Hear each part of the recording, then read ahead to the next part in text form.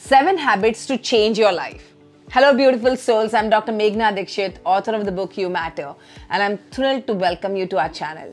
Here we explore the fascinating realms of the mind and brain, share the secrets to success, help you heal your past, and prepare for a brilliant future. If you're new to this channel, don't forget to subscribe and hit the bell icon. And to all our returning viewers, a very, very warm welcome. If you're ready to dive into the incredible world of brain potential, type dive in the chat box right now. So let's begin with 7 habits to change your life. Do you feel overwhelmed just about every day of your life? Here are 7 truths to imbibe so that you can own your life back. First, what is your morning routine? Do you wake up and straight go and get your morning tea or coffee to come out of the grogginess feeling? Understand here that although you wake up at a certain time in the morning, your mind and body take at least half hour to be fully awake to the day. Your mind and body require that time to become fully alert. If you give yourself time for your body to fully let go of the sleep residue, you will observe that you will be more energetic through the day with less of tiredness at the end of the day. So how do you develop a healthy morning routine? Make a habit of getting some fresh air as soon as you wake up. If it is too cold, then sit at a vantage point where you can catch the rays of the rising or the early morning sun. The rays of the sun give the clear message to your mind and body that the night is done and it's time to face the day. With this stimulation from the rays of the sun, you will feel the sleep residue start to leave your body. Do a few slow stretches to get in touch with your body flexibility.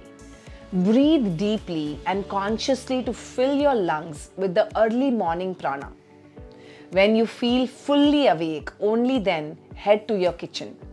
You may start sipping on warm water with a few drops of lemon or a ginger turmeric concoction. Soak few dates or almonds or figs in the night and eat those post your lemon water drink. When you let your body wake up on its own, you feel the natural energy coursing through it without the help of any stimulation from the food and drink. Now, type morning routine in the chat box if you're going to adopt this habit. The second habit. Observe in what frame of mind you wake up. Do you feel refreshed or do you feel anxious? It's essential and helpful if you are aware of the state of mind that you wake up with. If it is an uncomfortable state, then healing is required. Be proactive and take on the responsibility to heal yourself from the past baggage that you still carry. Whatever the predominant discomfort is, there is a backstory to it that comes from your childhood. Take help from a qualified professional to identify the backstory and to heal through it. The unhealed parts of you are stopping you from seeing a lot of opportunities and resources that can accelerate the pace of success in your life. They are keeping you stuck in places where the trauma keeps surfacing, and this keeps you unstable and unsteady in your inner space. Healing is essential when the emotions come up as a pattern. For example, if you're waking up every day with anxiety, then it's a pattern for you. The mind becomes dependent on that emotion as a stimulus to act. You begin to take that anxiety as a motivation for you to do what you have to do. This unhealthy pattern keeps you in a loop of anxiety and will take a toll on the body as the adrenaline and cortisol are always high, keeping you hyper alert. So taking care of mental and emotional health is as important as taking care of the physical health. Third habit. You are what you eat. There are numerous fads that keep surfacing every few weeks as to the best diet, best exercise, best routine to follow. What matters is to maintain your energy to the optimal level. Most essential is to focus on strengthening of your muscles. So being mindful of what you eat is important. So what does your diet say? Yay or nay? Type your answer in the chat box. Ideally, you should eat 3 meals a day: your breakfast, mid-afternoon meal, and light dinner. Each meal should comprise of proteins, carbs, fiber, and fats. 30 to 40% of your meal should comprise of proteins. Another 40% should comprise of fiber. 10% carbs and 10% fat. The time you eat your meal is also important. Remember to eat your breakfast within a couple of hours of getting up, lunch in the middle, and then dinner by 7:30 p.m. Along with your diet, the right type of physical workout is also required, where you keep varying the routine a bit to keep it interesting. It's best to get a good coach who will guide you and set the routine for you.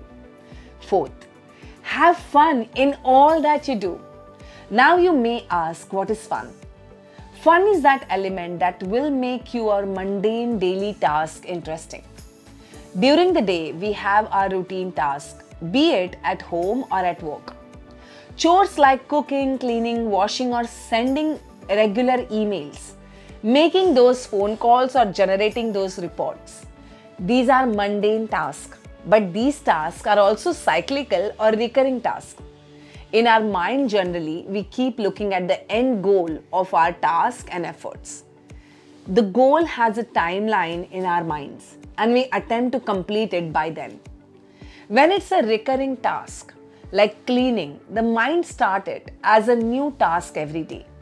It helps if you look at a recurring task as something that's ongoing rather than a fresh task. Then it's not so much of a pressure. For example, if you take cooking as where you have to make preparations of buying groceries and fresh produce, but if you look at cooking as an ongoing task, then you can decide how you want to do the grocery shopping. You may get the ingredients ready for the whole day, or you may shop for the groceries once a week or once a fortnight. You may have to buy the fresh produce daily or every other day. For such tasks that are recurring, it's important to change your self-talk by not giving it an end date or time. Also, you can tweak the current processes or evolve some new rituals or patterns to get your task or chores done effectively while having fun. Fifth habit, be aware of your thresholds. It can be your noise threshold or your clutter threshold. Keeping your environment clear of these triggers goes a long way to create a peaceful home for yourself. Set boundaries that give you rest and respite to recuperate and rejuvenate. Keep decluttering your environment regularly to make your physical, mental, and emotional space easy. This too is a cycle.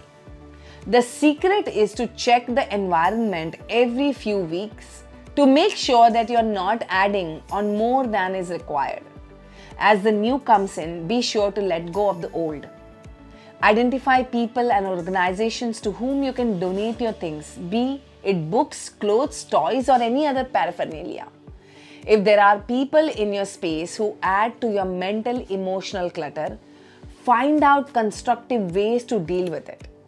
It is important to have someone who can help and guide you through this, like a mentor or a coach.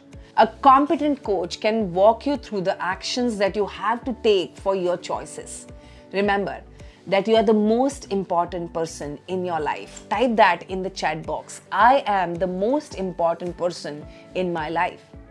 The sixth habit. Remember that there will always be people in your life who matter to you, though they hold the power to hurt you immensely. The wisest thing to do would be to heal your trauma and cut them loose. There are some relationships, though, that you cannot ignore.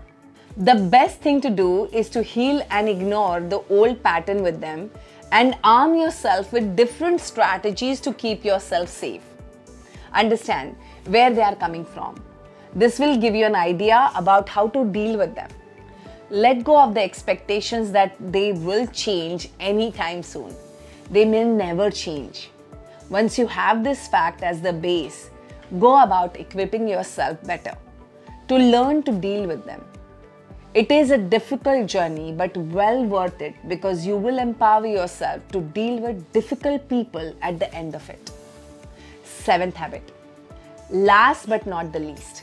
Always go for your dreams. Your dreams are what give meaning to your life. Do not put anyone else before you. Make sure that you are your first priority. Type that in the chat box. I am my first priority and I'm going for my dreams.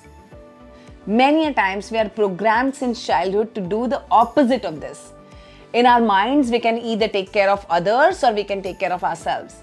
Remember that it is not either or. They are not mutually exclusive. It can very simply and easily be I and others. So always set yourself goals and intents for yourself. Make sure that you are doing everything possible to be on that path.